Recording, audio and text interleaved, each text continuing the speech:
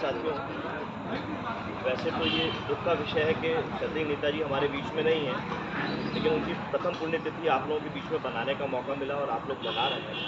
तो ये मेरा सौभाग्य है कि उनके अच्छे विचार आप लोगों के बीच में सुनने को मिल रहे हैं। मेरी भी कुछ छोटी छोटी स्मृतियाँ हैं, जिसमें से एक अभी हमारे साथी ने फूलन देवी जी का नाम लिया।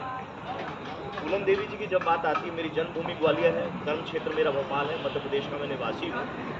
फूलन देवी जी की बात आती है तो मध्य प्रदेश से भी जुड़ती है। और ग्वालियर जेल में जब फूलन देवी जी बंद थी, जनता दल का विभाजन हो गया था, श्रद्धेय नेताजी ने समाजवादी पार्टी बना ली थी। तो शरद यादव जी उनसे ग्वालियर जेल में मिलने गए, सेंट्रल जेल में। वो चाहते थे कि जनता दल में वो आ जाए राजनीतिक रूप में। तो जब वो बात करने के लिए गए तो मैं भी उस समय मुझे मौका मिला उनके साथ जाने का। तो फूलन देवी जी ने जो एक चंबल की भाषा है, उस भाषा शैली में उन्होंने जवाब दिया कि मेरा निर्णय तो मेरे बाप करेंगे। और बाप का संबोधन वो श्रद्धेय नेताजी के लिए करा।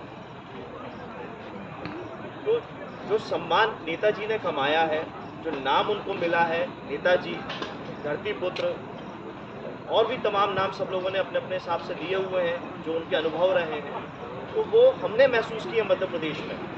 जो कर्म क्षेत्र उनका उत्तर प्रदेश था, जो देश के निर्णयों में उन्होंने रक्षा मंत्री रहते हुए, सांसद रहते हुए जो निर्णय लिए, वो हमने मध्य प्रदेश में महसूस किए हैं। जब हमारे साथी कोई चर्चा करते हैं बिरादरी को लेकर के, जैसे अभी साथी ने बात करी पिछड़ों को लेकर के, तो बिरादरी की जब बात आती है, जब उनकी जाति को लेकर बात आती है, तो मध्य प्रदेश का रहने वाला यादव अगर बात करता है तो उसको तो आदमी मान लेता है कि यह भाजपा का हो सकता है, कांग्रेस का हो सकता है। लेकिन अगर वो परिचय देता है मैं उत्तर प्रदेश का हूँ, मैं बिहार का हूँ, तो उसको कोई मानने को तैयार नहीं है कि वो भाजपा कांग्रेस का हो सकता है। उसकी कोई विचारधारा नहीं है, वो राजनीतिक नहीं है, वो निष्पक्ष है। लेकिन फिर भी उसको, अगर वो उत्तर प्रदेश का है, तो उसको यह मान लिया जाएगा कि वो श्रद्धेय नेताजी की विचारधारा से सहमत होगा और वो समाजवादी पार्टी का समर्थक होगा। और यही बात बिहार के लिए लालू यादव जी के लिए मान ली जाती है।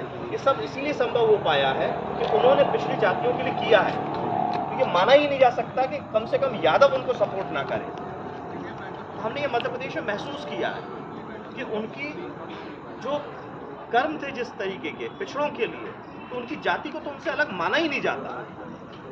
मध्य प्रदेश में हम लोग अभाव महसूस करते हैं कि श्रद्धेय नेताजी जैसे विचार अगर उन्हें और थोड़ा सा काम करने का मौका मिलता और मध्य प्रदेश क्षेत्र में काम करते, तो निश्चित तौर पे जो यूपी और बिहार में बदलाव आया है, जो पिछड़ों की आवाज़ बनी है, आज बिहार में जातीय जनगणना संभव हो पाई है, जो वुमेन रिजर्वेशन को लेकर के हम बात कर रहे थे उसकी भी चर्चा हो पाई है, उसका अगर विरोध दर्ज कर पाए थे वो तभी संभव था। शरद जी जरूर हमारे यहाँ से हुए, लेकिन उन्होंने भी अपनी कर्मभूमि मध्य प्रदेश नहीं बनाई, उन्होंने भी कर्मभूमि अपनी यूपी और बिहार को ही चुनी। तो ये हमारा दुर्भाग्य है कि इतनी बड़ी बड़ी विभूतियाँ जो रहीं, उन्होंने मध्य प्रदेश छोड़ा या मध्य प्रदेश में सक्रिय नहीं रहे। उम्मीद करते हैं आप साथियों के जो विचार हैं, जो बातें हैं, उनके माध्यम से कम जो हमारे मध्य प्रदेश में पिछड़ापन है वो दूर होगा और जो सामाजिक न्याय की लड़ाई है वो एक सही दिशा में जा पाएगी और हम मध्य प्रदेश जो हमसे विभाजित हुआ छत्तीसगढ़ है वो वापस से मुख्य धारा में आएगा और संघर्ष के रास्ते पे आएगा, जो उत्तर प्रदेश और बिहार में श्रद्धेय नेताजी के दिखाए हुए रास्तों में, शरद यादव जी के दिखाए हुए रास्तों में। एक स्मृति और छोटी सी है, हमारे यहाँ आदरणीय सुभाष यादव जी रहे, उनके पुत्र हैं अरुण यादव जी। किसी सामाजिक कार्य से उनके घर पे जाने का मौका मिला, वो भी लोकसभा में सांसद के रूप में रहे, तो उन्होंने उस संसद का एक फोटो लगाया, जो ग्रुप फोटो होता है सांसदों का, उसमें तीनों लोग साथ में बैठे हैं, श्रद्धेय नेताजी, शरद यादव जी और अरुण यादव जी और लालू यादव जी। तो देखने में बड़ा अच्छा लगा कि जो महान विभूतियाँ थी जिन्होंने सामाजिक न्याय की लड़ाई लड़ी है, वो जब संसद में थी तो क्या विचार थे और आज मौजूदा दौर में क्या विचार है, तो वो कमी अखरती है। इस कमियां तभी दूर हो पाएंगी जब आप जैसे विचार के लोग आगे बढ़ाएंगे और संसद में वापस वही विचारों पर बात होगी और वुमेन रिजर्वेशन जैसे जो बिल हैं वो कम से कम इस स्थिति में तो नहीं पास होंगे जिस स्थिति में पास होंगे। बहुत बहुत धन्यवाद आपका।